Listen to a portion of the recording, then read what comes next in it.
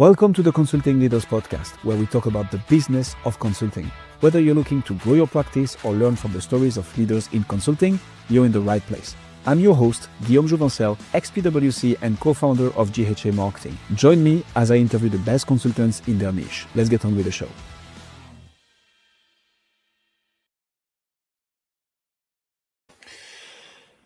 Nick, welcome to Consulting Leaders. Happy to have you. I'm very happy to be here. I have a particular interest for people who are in business for a while, because it usually means that they have figured a thing or two. So tell me, what got you into consulting, Nick? I actually started off my consulting. I started my career in consulting. Did you look at that? Because I did straight from university because I didn't know what I wanted to do. I then actually subsequently left consulting and then rejoined it. So I've been in and out of consulting, but I've been consulting with Mangrove, which I set up 20 years ago. So as you say, we've been doing it a while. It's a very polite way of saying that we're quite old. Experienced. Experience, yeah. But yeah, fair enough. What is the problem that you solve with Mangrove? Like, what do you help people achieve? Yeah, so I mean, the core of our business is helping our clients to tackle tricky problems. So we try and really, our focus is trying to help our clients solve tricky decisions. We as a business have always been very outcome driven. So rather than selling a process or a program, actually when we get brought in, it's normally because there's a difficult decision is to be made, and that's been the red thread through our business. We've actually set the business up 20 years ago, but we've been through sort of three distinct phases. But the red thread through all of that is a focus on performance. So originally we set the business up I set it up with a client of mine. We went out for dinner and realized that we were frustrated by the same things around innovation specifically, and so we were fed up of an innovation world that was very driven by lots of wacky workshops, drinking lots of fizzy drinks and eating cake and having a lovely day, but not very driven by the outcome of the actual performance of, is this stuff making money? And subsequently, we actually ended up saying to some of our clients, you shouldn't be doing innovation because not all questions can be answered by innovation. And that moved us into a more sort of organic strategic advisory business. And about 10 years ago, we started getting questions around sustainability. So we have three parts to our business: innovation, strategy, and sustainability. But at the heart of all of them is what we would see as almost a performance gap that we're trying to bridge with our clients, to focus on the trickiest decisions that they're making. What does that help them? Oh my God, let me rephrase this. What does that help them achieve to solve tricky problems and to make tricky decisions with more information and external help? Yeah, I think it helps them get stuff done. So I think when we set up the business, the thing that we wanted to avoid was be a business that was selling PowerPoint slides. Ultimately, we want our clients, the decisions that they make, to be making an impact on the performance of the business. So what it helps them do is make better quality decisions that end up with better quality outcomes. So we almost start with the end in mind. What's the decision that you're trying to make? What's the decision you're framed with?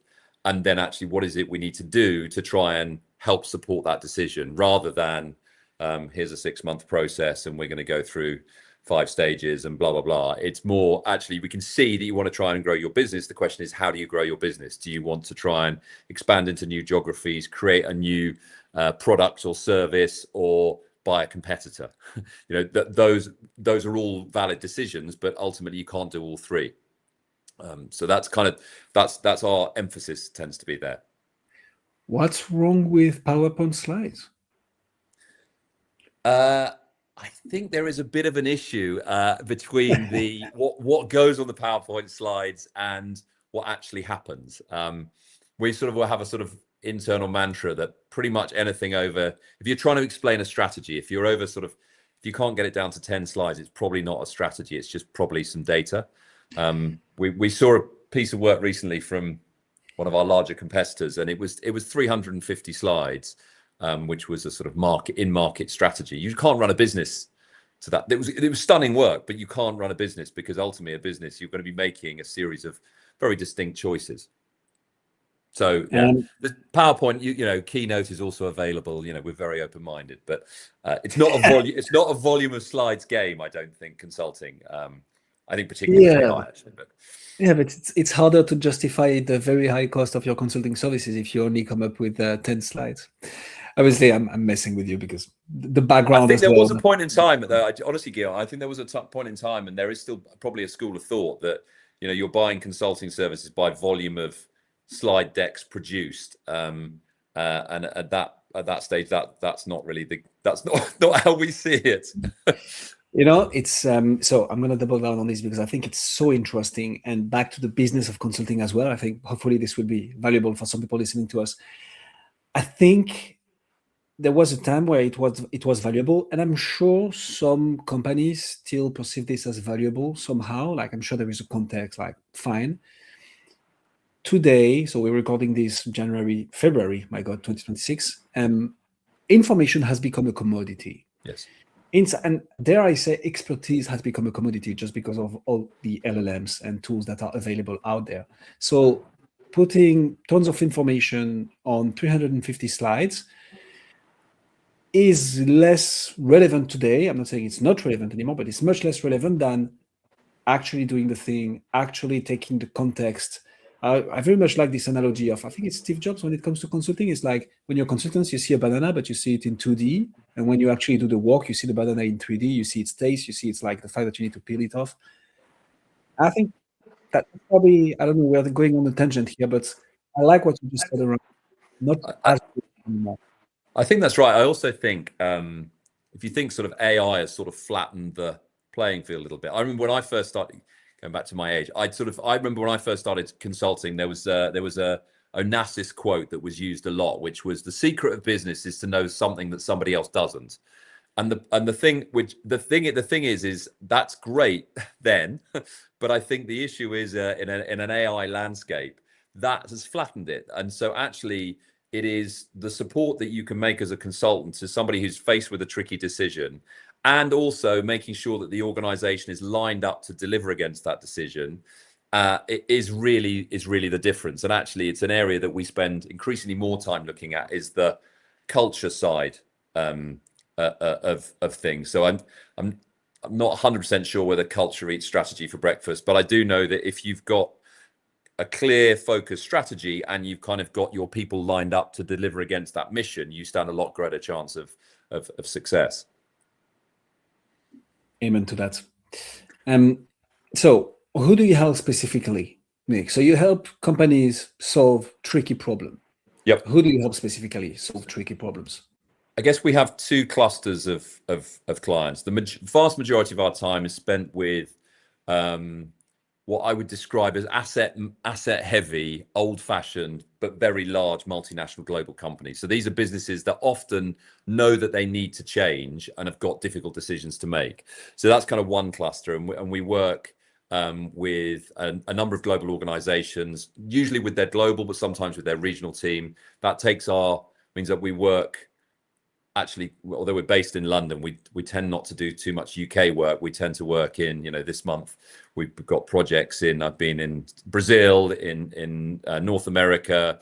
At the end of last year, we were in sort of in West Africa. So we tend to dot ourselves around a bit. That's kind of one cluster. The other cluster, which is linked to a sort of the same passion that we have to try and make an impact, is we work with smaller entrepreneurial businesses. So those are businesses that typically have almost hit a point in their growth curve where the growth is flattening out and they're looking to kick on. And we do that because A, it's interesting, and B, it's a good way of sort of keeping yourself honest, because you're messing with people's mortgages. And as a result, sort of a next extrapolation of that is we've actually set up a number of businesses ourselves to sort of put our money where our mouth is and almost test our consulting skills.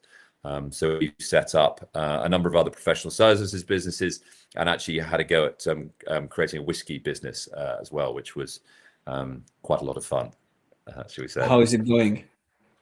It is gently shuttered. So we started it about 10 years ago. And I tell you why, actually, it's part of the problem of being a consultant is as a consultant, you know, you're very much, your time is precious. And when you're building a business like a whiskey business, you're building it on the future value. So you end up with this tremendous tension between, do I go and, you know, I had a CMO of a big company call me whilst I was negotiating for, you know, €1 on a case of whiskey in a bar, and, you know, that's future value. And then I had value here today. So it became very difficult. However, it was a great exercise in going back to basics, you know, selling. We were doing everything from, you know, carting the stuff around to selling it, and, you know, we did events and all sorts of things. So it was a tremendous thing to do. But it ultimately not very compatible with a consultancy business. That is more than a fair reason, in my opinion. Yeah. We had a lot of fun doing it, though. So, you know, I can imagine. You know, I can imagine. Yeah, we had branded up biplanes, and we launched in the Alps and London and tastings and all that kind of stuff. So, you know, we picked a fun category to do a sort of physical product in, but ultimately the two were just there was a bit of tension there. I hear you. So small companies, bigger groups in Brazil, like West Africa, North America. Who makes the decision? I mean, I guess for the small company, it's going to be the CEO, founder. Yeah. For the bigger groups, like, who is it that you're trying to get into a room with? We tend to operate at a part of the market which is sort of, I guess I'd almost term as the operators. So a lot of our work will go into the board levels of these companies, but typically we'll be dealing with either a regional head or somebody who's running a market. Effectively, they've got the local P&L, and that means they've got all the growth drivers and decision makers at their disposal. So they're tasked with growth typically, or, you know, sustainable growth, or making a change in the business, and they've kind of got all the levers. So those people tend to be the people we work with most. And, you know, so for some of our multinationals, it depends how they're organized. They might be on a regional structure, or for some of our companies, like some of the guys in consumer goods, they have brand, you know, global brand directors, and we might work with those guys. But typically they're the ones holding the growth levers. So what I'm interested in understanding is when you need to talk to such, I'd say not opposite, but like very different ICPs, right? So ideal customer profile, is how do you decide on your marketing mix? How do you get the attention of, you know, the people making the decisions for those bigger groups and the founders, CEOs of small businesses? What has worked for you, Nick, to, I mean, get someone from Brazil to be like, I need those guys who seem to be doing some whiskey on the side. Those guys looks cool. I'm going to hire them. We don't talk about the whiskey all the time, but yeah, I hear you. For some, that's an encouragement. For some, it's less so. I mean, I think on the entrepreneurs side, I think that we tend to be quite selective, and that tends to be quite organic. And we tend to try and pick the businesses we want to work with because there's less money in those guys. Commercially, it's more challenging. So it tends to be an area that either we've got a particular interest in, or it's an area where we are, you know, we can use it as a case study, as a reason to believe on the larger corporate side. So, you know, those guys, we've done things like, we've done some tech businesses because we wanted to understand tech. We did some interesting stuff in sort of a long time ago, looking at sort of, you know, when in the early days of Bitcoin, we did some stuff there because we wanted to learn about that. We've done some stuff in luxury and in that space because we had some of our corporate clients wanting to know more about that. So that tends to be organic and selective. I think the vast majority of the work we're trying to do is through the corporates, and it tends to be word of mouth. So it tends to be people who have had a good experience with us and they want to work with us again. And we've been going 20 years, and I think I'm right in saying we've never had a client who we've only done a single project for. So clients always tend to want to work with us again. That's, you know, something we're quite proud of. So that's not to say we don't do marketing, because you can't just rely on that stuff. But I think our mix is probably not extraordinary, if I'm honest. You know, we are pushing PR. We've been in the FT and Forbes this week. We are speaking at events. We are doing all of those things. But it tends to be within the multinationals, is if somebody has a good experience with you, you can then sort of, they will often say, well, you know, actually we've got a similar problem here, or so on. So it tends to be, you know, our model is largely word of mouth, and we try and build these, we're very much a sort of relationship driven business. So we're trying to build these relationships over time. I mean, I'm gonna push back a little bit on what you just said, Nick, in a positive way. But like, when you say nothing fancy or nothing special, I think in a business like consulting, right, we're not selling the next Google, Facebook, whatsoever. It's the fundamentals done at scale consistently. So, and doing them well, reflecting the work that we do as consultants. So I think it's perfectly fine, and it makes sense that those are acquisition channels for you. I want to put a pin on marketing and sales, which I want to ask you about, but just to follow up on some of the things that you just mentioned, which is crazy. So you don't have any clients in over 20 years of business. I don't want to remind you of your age. That's not my intention. Yeah, it's feeling brutal. I'm almost brutal. You didn't have any clients who worked with you on only one project, which is insane good retention. So how do you do that? I think it helps the fact that we're driven by the outcome. So it means that sometimes we have to flex our process. Sometimes we have to change things on the hoof. But ultimately, we are client centric, and we are trying to help our clients make those tricky decisions. So we try, and I think it also helps historically that my business partner is ex client side, so he'd worked in my business partner Justin Wright, he had worked at Procter and Gamble and Diageo previously, so he'd been client side, and so he had a strong view. But I also had a frustration with what I'd seen in some of the businesses I'd worked in and some of the peers that I'd seen early in my career.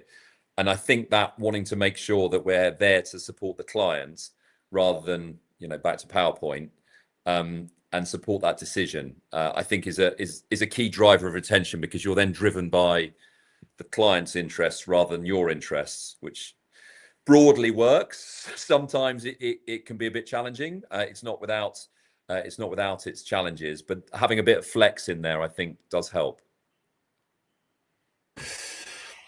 I like that. My mentor says real winners are performance-based because they know that if we don't get the outcome, we don't get paid. And it's the much riskier approach, but also the most rewarding. Higher risk, higher reward. It's always the same.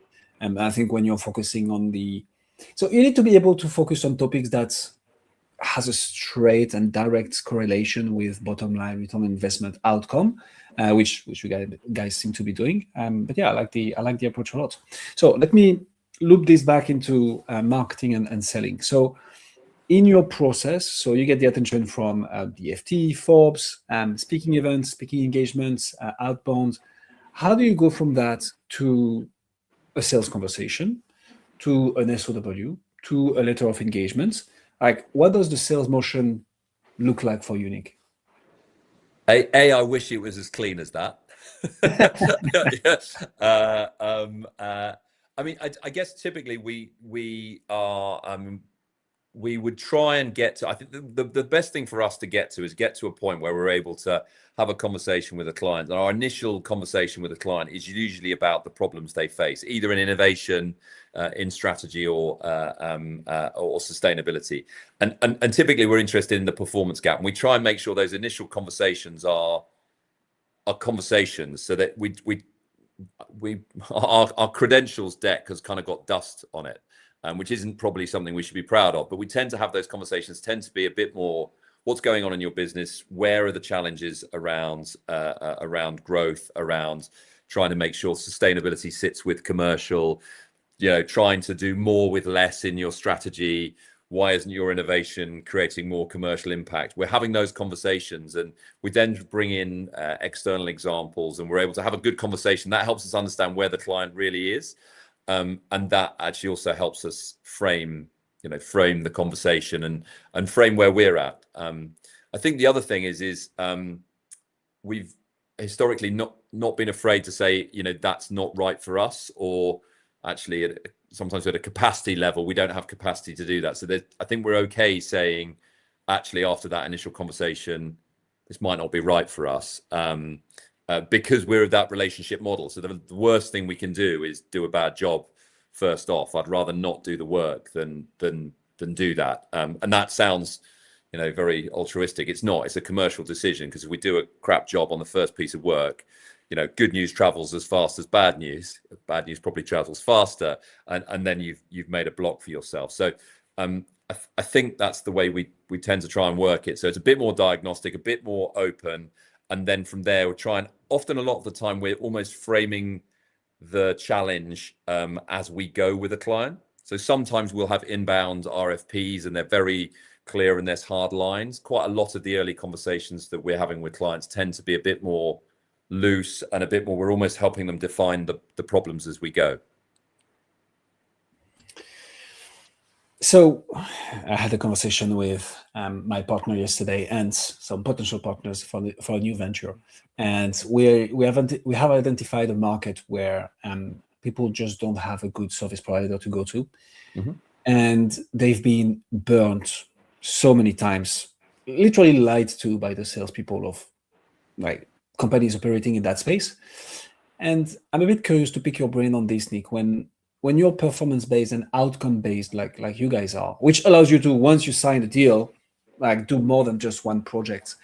How do you, in the sales cycle, how do you showcase that? Like, hey, this is the outcome that we're gonna get you, without or by bypassing the potential sales resistance or skepticism from clients at this stage? Well, prospects, should I say. It's a bit of a nitty-gritty question, but I'm curious to pick your brain, since once you sign, you get such a successful rate.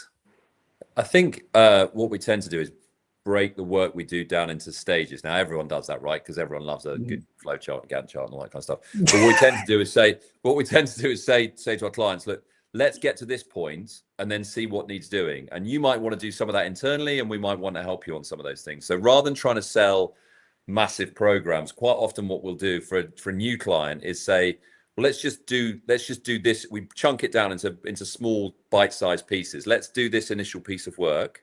Let's see how there's a little bit of, you need to get to know us, but also let's get to a tangible outcome. And then let's see what needs doing next. So that the clients, I think sometimes from a client perspective, those barriers are there because they're having to sign a big thing, right? They're having to sign up for a big thing where they're going to have to work with somebody for 6 months plus. And, they've got a lot of I think that there's a lot of personal reputation when you're bringing in consultants for the clients. And so it's quite high risk for them. So I think the more you can de-risk it from a client side perspective, the better. So as I say, what we tend to do is try and chunk it down and say, look, it's a 4-stage process, and who knows what the 5th stage looks like, but let's do stage 1 or 1 on 2, see where we are. You've only got a certain amount of exposure of risk, whether that's time, money, reputation, and then we go on. And that sort of helps. It sort of shows you're not out there for sort of a smash and grab raid on their investment in consultancy, but also it does frame it as a bit more of a partnership, and that is genuinely, we have a sort of try and help get our clients promoted. It's a partnership job, and so if we can manage the risk out a little bit, some of the personal risk particularly, as well as the business risk obviously, but the personal risk out of it, then I think it makes it easier, because let's face it, consultants at a macro level have got a mixed review. You could only need to open the newspapers, and the delight of the way in which you see AI, the delight you can see some of the journalists around around the sort of pressures of AI changing some of the big consultancies. Consultants don't have a fantastic rep, and it's one of the things that's always wanted us to be more focused on performance. Actually, is I've always felt a bit nervous about that. I don't want to be told the consultants who borrow your watch and tell you the time and all that kind of stuff. You've heard them all, right? And that's always been at a personal level for my business partner and I, that's always been something that we've wanted to make sure we couldn't be accused of. Yeah. Hopefully. No, I respect that. And I like the way you put it. So de-risking it at the end of the day in a service-based. So you need not to promise the moon, obviously, and this doesn't sound credible, but de-risking, like, hey, if we don't achieve, like, and it doesn't have to be outcome-based only. Like, there are some great offers that are like, hey, if this doesn't happen, as in a deliverable or a change within that period of time, you get credits back, or you don't pay that much on the next invoice whatsoever. could be a good way to de-risk it. Something that we like to do, and here we go, like exclusive access to this to the people listening to our show. It's the things that we as a consulting firm are relying on the clients to do in order to be successful on certain things. We like to put a performance bonus on this, meaning, hey, if you do this, and it's not like getting an outcome, it's just taking actions. If you do this within that period of time, we see that this increases by 83% the chances of you being successful with like historical data from our clients. So if you do this within 4 weeks, you get X% back whatsoever, so that we have an incentive to work longer together because you're going to start getting results. I love the principle of de-risking. Please go ahead. I was going to say, I think the thing that we've always struggled with is to getting to that level of granularity. If I'm being totally candid, I think we've struggled to get to that level of granularity because actually the measurement of it ends up costing more than the project, right? So you can put all these metrics in. So I think what it tends to be we get to the point, and almost at that point you've got a tangible output which allows the client to say, I've got value from that interaction.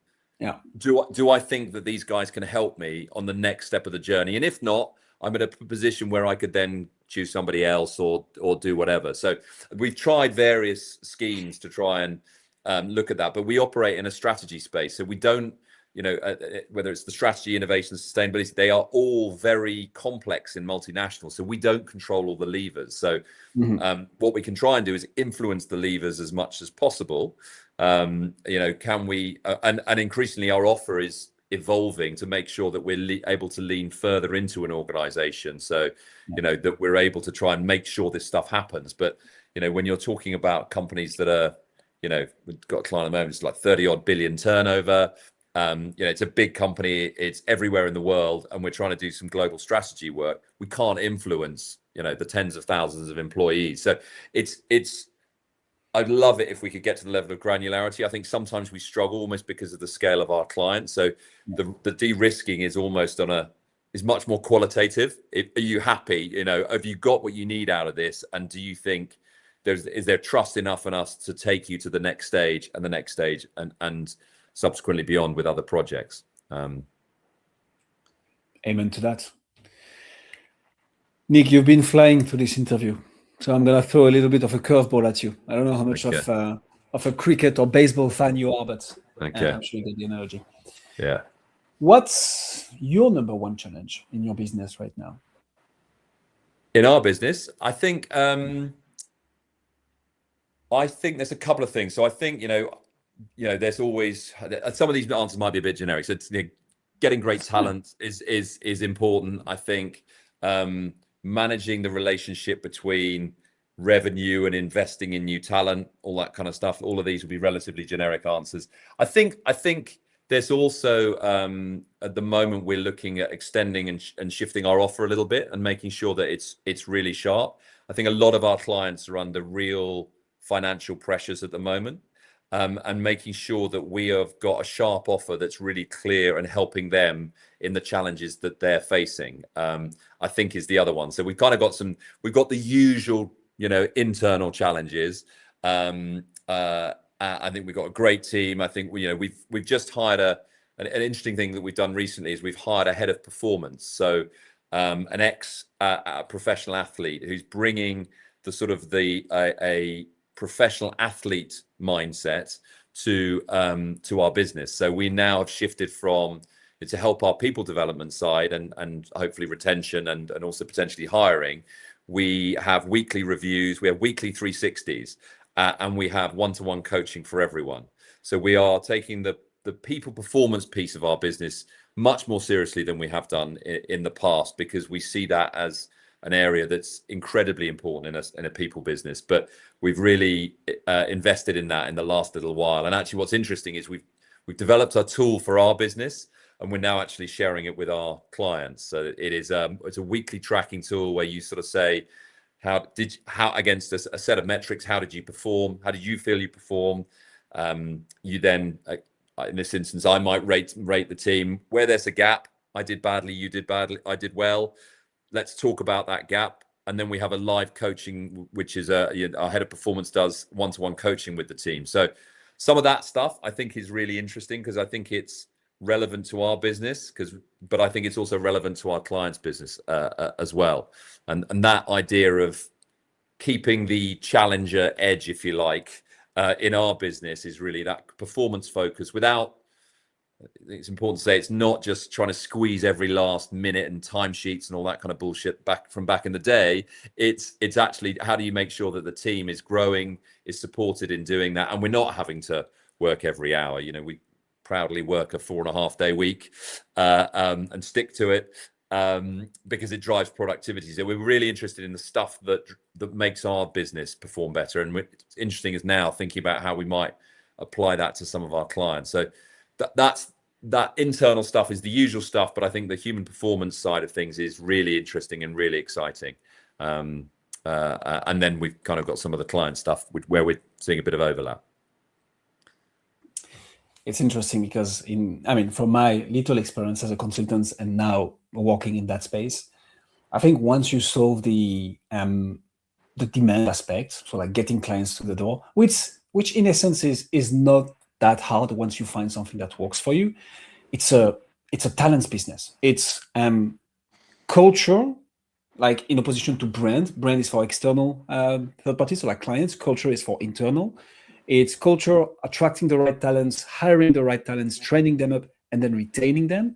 That's what any service business made of people will have that challenge. But for consulting, when you're really selling at a high price on expertise, it's important to find those talents and retain them, and that makes a lot of sense that it will be a challenge. But I guess that's one that we all face.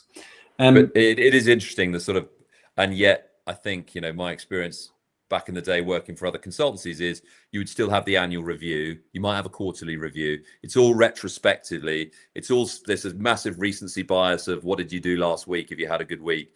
And so there isn't much coaching. It's kind of like see a senior person do a thing. It's like my parents were doctors, and my dad saying back in the day, you trained as a doctor, you'd see one, do one, teach one. You know, it's kind of, I think actually the model should have moved on since then. And I think that sense where you're actually coaching and developing people and doing it in real time, this weekly tracker, I thought it was going to be, when we introduced it, I was nervous.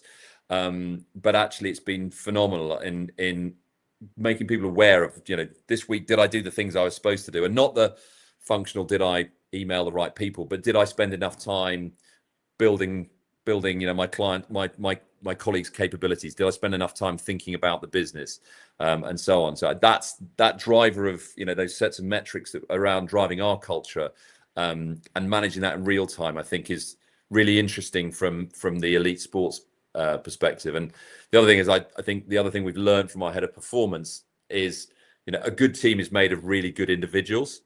We tend to talk a lot in corporations about the importance of teams and team building and all that kind of stuff. If you're in a relatively high performing environment, actually how well your colleagues are performing is a huge driver of whether you've got a good team. And it's, you know, and yet, you know, we spend time with bamboo canes and rope and plastic, you know, things, trying to get the big bucket in across the garden cane and all that kind of nonsense. The high performing individuals who have got a common mission and a really clear set of objectives, that's what makes a really shit hot sports team. And actually we're trying to take some lessons, not all lessons from that, but look at the nitty gritty of how that's managed and actually deploy it. And what's interesting is we've now got our clients saying, we've written a strategy that says we want to make this big change. How can we use a similar sort of tracking approach, real-time tracking and performance mindset to try and make sure that strategy gets executed, which is a newish space for us, and I think really quite an exciting one. Nick Pye, ladies and gentlemen. Nick, if people want to find out more about you, see what you do, where should they go? LinkedIn, my profile is there, and also mangroveconsulting.co.uk. We'll put all the links in the description. For what I'm concerned, you've gained at least one new connection on LinkedIn out of this interview, Nick. I just added you. Thank you so much for coming on Consulting Leaders. Great to meet you. Thanks for joining us on this episode of the Consulting Leaders podcast. We hope you learned valuable lessons on how to grow your practice and take your business to the next level. Make sure to subscribe and leave us a review wherever you're listening to this show so you never miss an episode. To apply and be a guest on the show, click the link in the description. See you next time.